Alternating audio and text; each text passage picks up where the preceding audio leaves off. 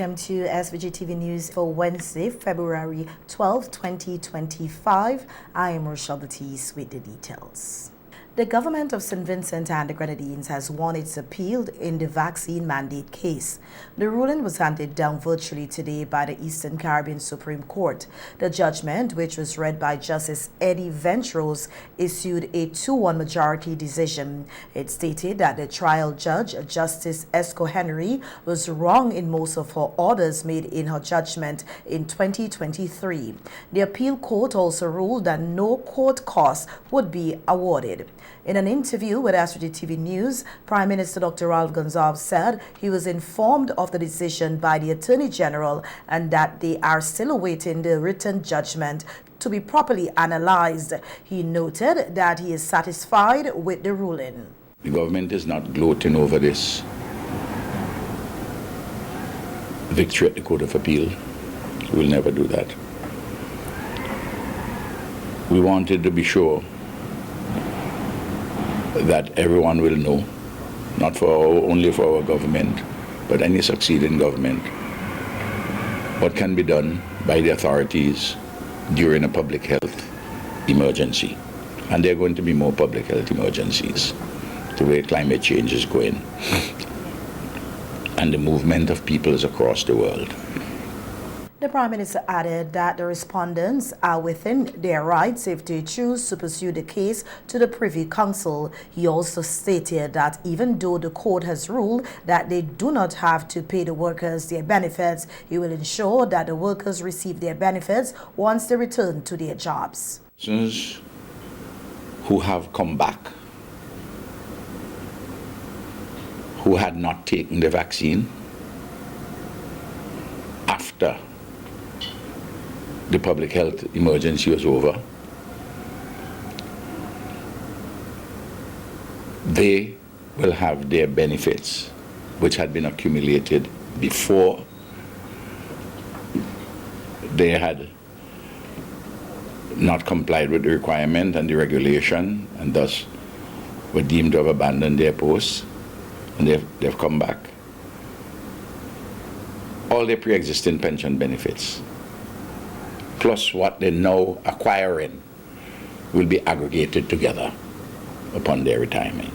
I said that over and over again, and that still remains as I talk to you today, after the Court of Appeal has made the decision, handed down the decision in favor of the government.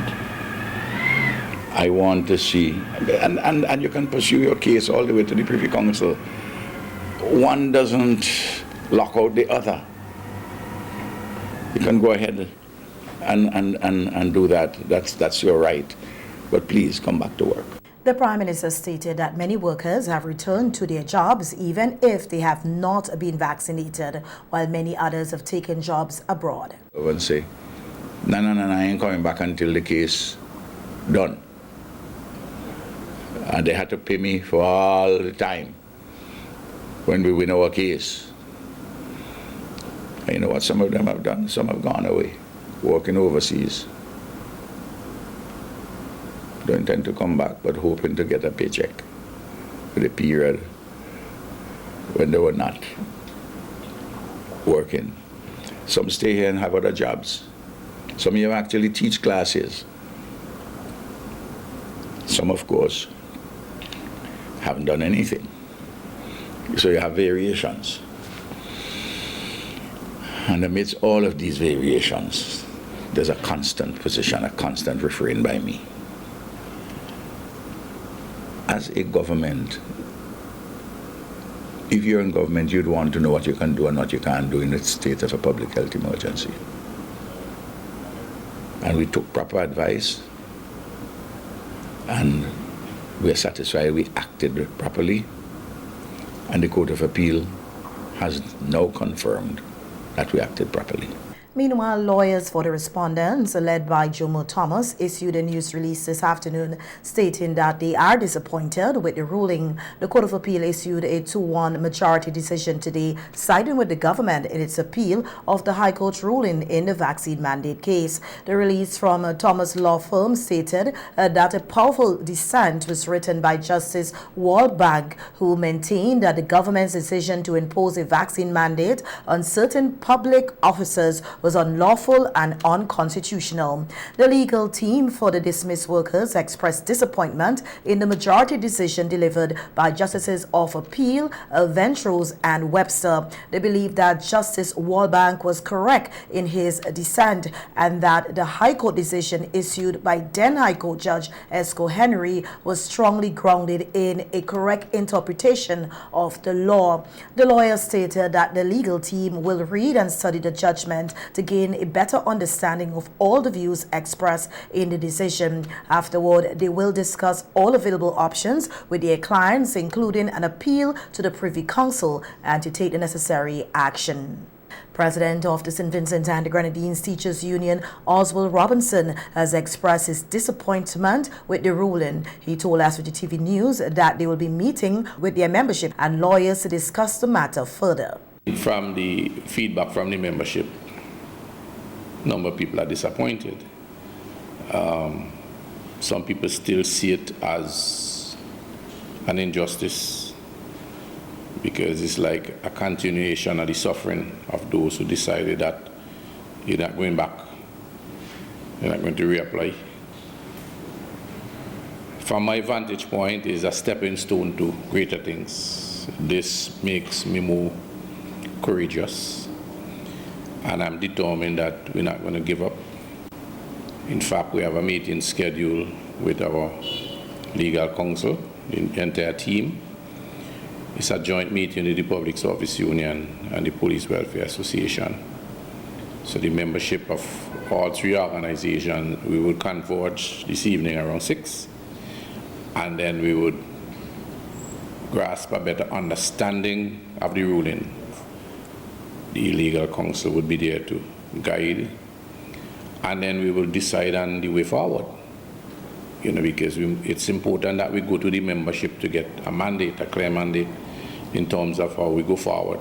Robinson reaffirmed that they will continue to support their members and hold the government accountable for the pain they cause to the affected teachers.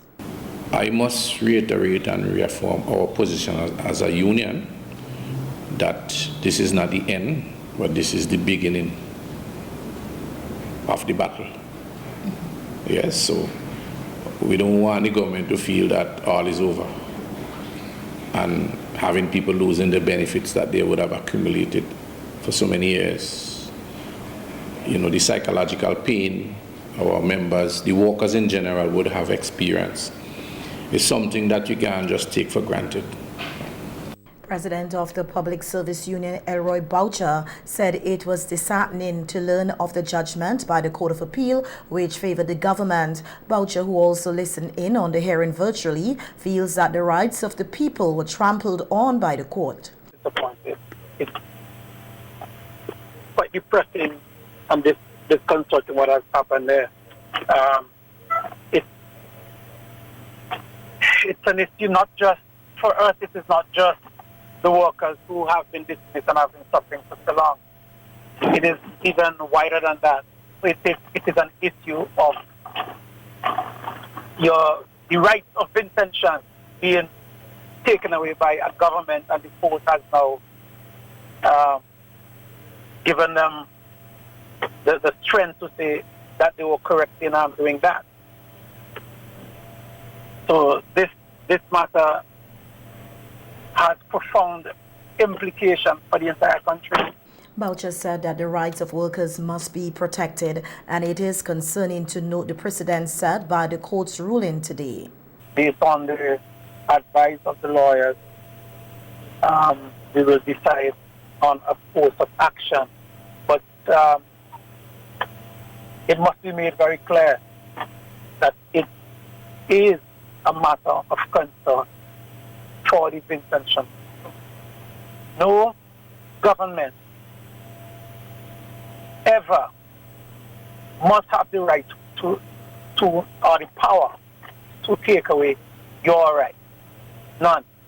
It means that if there is a public health emergency at any time, given regardless of the nature of it, they can determine what course of treatment you take against your will.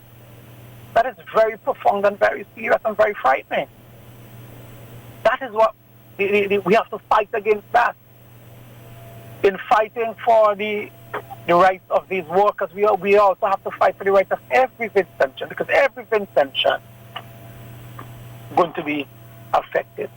Boucher also added that he will be meeting with affected members. The PSU will also be part of a meeting with the SVG Teachers Union and their lawyers later this evening to decide on their next move.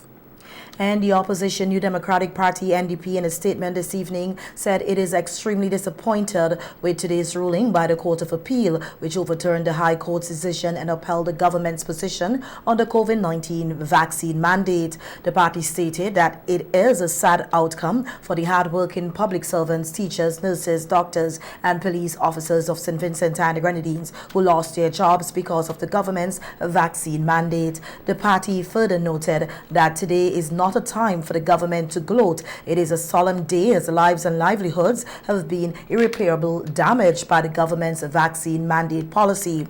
With the Court of Appeal ruling in the government's favor, the policy continues. The NDP said it believes that every worker deserves the right to choose what is best for their health without losing their job, and that it stands in solidarity with those who have been affected by the mandate. The party said it will continue to advocate for their interests. And in a statement on the NDP's Facebook page, party leader Dr. Godwin Friday reiterated that an NDP government would reinstate all affected workers with all benefits intact. The New Democratic Party has said that decision or no decision, the government's choosing to fire people was the wrong thing to do, and that we will reinstate those workers who were fired. That position hasn't changed because of the Court of Appeal's decision. We will continue to honor that commitment because we believe it's the right thing to do, that those workers who were fired under the government's vaccine mandate, under an NDP government, they will be reinstated with all their benefits intact. That is the same position that we adopted before the High Court made its decision in favor of the workers, and it's the same decision that we have maintained following the ruling of the Court of Appeal this morning. We believe that is the fair, just, and right thing to do, and we, as a party, following the next general election, will reinstate those workers and put them back in the position they were in before they were fired by the government. Welcome back. In more local news now, we hear that a number of people, including members of the Christian community, came together today to celebrate the life of the late Bishop Noel Clarke, who was laid in state at the Parliament building in Clarke. The retired Pentecostal bishop and former acting Governor General's deputy has been granted an official funeral by the government of St. Vincent and the Grenadines. At the viewing inside the Parliament building, attendees expressed that the late bishop had a profound influence on both the younger and older generations through various activities he was involved in, including the Seed program, which taught the youth about God to many. Clarke was seen as more than just a pastor. We have this medium to say how sad I am to be at this particular event today. For one reason or the other, I know Pastor Clarke for a long time. Of course, he's married to my sister, my wife's sister, and he has been a Mespo man, adopted for a long time. One of the good things about Pastor Clarke is that he was not restricted to the four walls of the church. I mean, he extended himself outside. I think he was true to the biblical injunction that as much as you do for the least of these, you've done it unto me. So he didn't stay in the church. I think in the community, he was a community man, was loved by everybody. He was a jovial guy.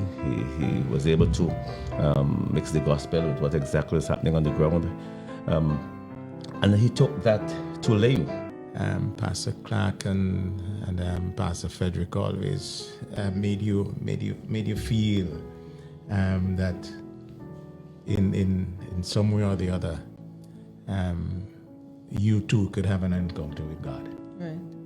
Yes, and that's the kind of person I want to remember him as, and hearing his voice on radio and speaking the truth and speaking and seeing him on television. I knew Bishop Clarke before Bishop Clarke became Bishop Clarke, or before he became even Pastor Clarke and so on. I knew Bishop Clarke when I was a very, very little boy, when he was a youngster. And he didn't even know that I knew him at that time. Wow. Because he used to come to my uncle for classes and so on. And I always saw this white fella coming to Uncle Conrad with another guy. I think he was a knight. But something fascinated me about him. He was always down to earth, and he spoke about cars, and he loved driving and so on. And as a youngster, that captivated me. And lo and behold, as the years evolved, I became a close friend of his. So these moments are like, you're reflecting on a great life. So you feel a sense of sadness, but also you feel a sense of, pride with the impact that this mentor father has made on the nation and on the region. When I was doing a project at the Liberty Lodge New Testament Church of God, we were building the toilet facilities.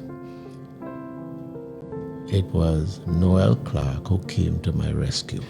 It's a very trying morning for me. I'm trying my best to keep it together, because for those of us who knew Bishop Noel Clarke and our relationship, it was one that brought a lot of joy to me.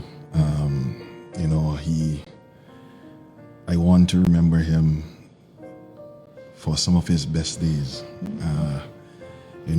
Very inspiring. Small man, but he carried such a presence. Bishop Clarke, who passed away on Sunday, January 25, 2025, will be buried at the Kingston Cemetery following a funeral service at the Layu Plain Field tomorrow, Thursday, February 13, 2025. As a mark of respect, all flags throughout the state will be flown at half-mast tomorrow. And a small craft high surf advisory is in effect for St. Vincent and the Grenadines and its coastal waters from today at 1 p.m. until 6 p.m. on Saturday, February 15, 2025. A small craft advisory is issued when sustained winds of 37 to 46 kilometers per hour and or sea swells of 2.5 to 3.0 meters or 8 to 10 feet are affecting or forecast to affect the marine area within the next 36 hours. A high surf advisory is issued when breaking wave action is forecast to pose a threat to life and property within the surf zone during the next 36 hours. The SVG Met Services says large waves and dangerous rip currents will create unsafe conditions for small craft operators, particularly on the northern eastern coastline. These conditions may become even more adverse at times of high tide. Therefore, only vessels capable of withstanding swells of these magnitudes should venture out. Seabathers are also advised to stay out of the water. The upcoming high tide times are 5:56 a.m. and 8:42 p.m. on Thursday, 6:56 a.m. and 11 on Friday, and 7:59 a.m. and 9:36 p.m. on Saturday. The Met Services says the advisory may be discontinued at 6 p.m. on Saturday or sooner if conditions improve, or it may also be extended if conditions warranted.